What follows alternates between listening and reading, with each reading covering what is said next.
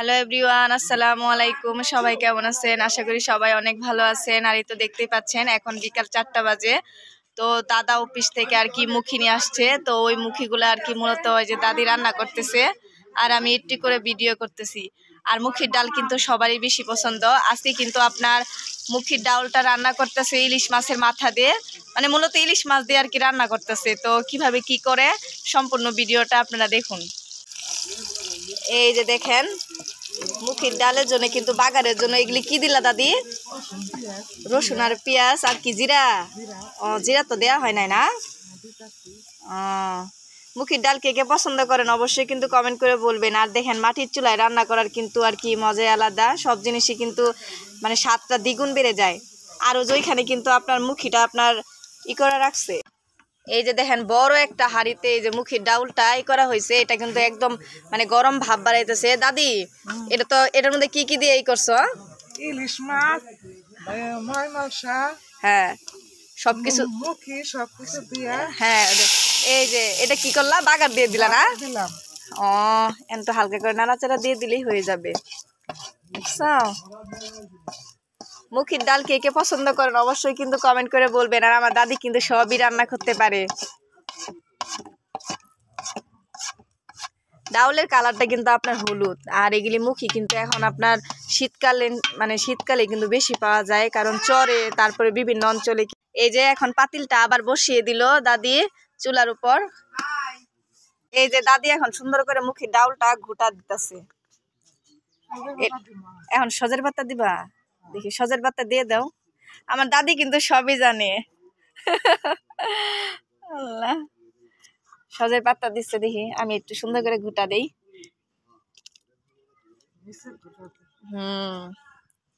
এই যেমনে কইরা এই দেখছেন কালারটা কত সুন্দর। সজের পাতা দিল কারণ ফ্লেভারটা যাতে ভালো আসে এর কারণে, আর সেন্টটাও যাতে ভালো লাগে। সুন্দর করে ঘুটা দাও। লবণ দিছ না? এই যে দেখেন দাদি আপনার বানাইতেছে, দাদি রান্না করতেছে মুখির ডাউল। আর নাতিন কিন্তু বসে আছে চুলার পারে মুখির ডাউল খাওয়ার জন্য। তো মুখির ডাউল কিন্তু আজকে ইলিশ মাছ দিয়ে করা হয়েছে। দাদি কি কি উপকরণ দিছ একটু বলো তো সবাই রে।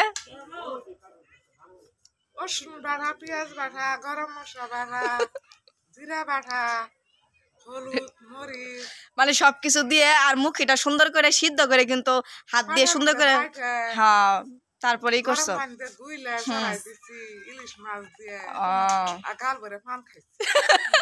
আমার দাদি কিন্তু অনেক শৌখিন। দেখেন ভিডিও করতেছে আর দেখেন আপনাদের সাথে কথা বলতেছে আর কি কি দিয়ে কিভাবে কি রান্না করছে এটা কিন্তু আপনাদের কাছে বলতেছে। দাদি কিন্তু একদম গাল ভরে পান খায় তারপরে কিন্তু আপনার মুখির ডালটা বসাইছে। আর দেখেন এক হাঁড়ি, কারণ মানুষ কিন্তু জনসংখ্যা অনেক বেশি, এর কারণে আর কি একটু বেশি করে আর কি রান্না করা হয়েছে।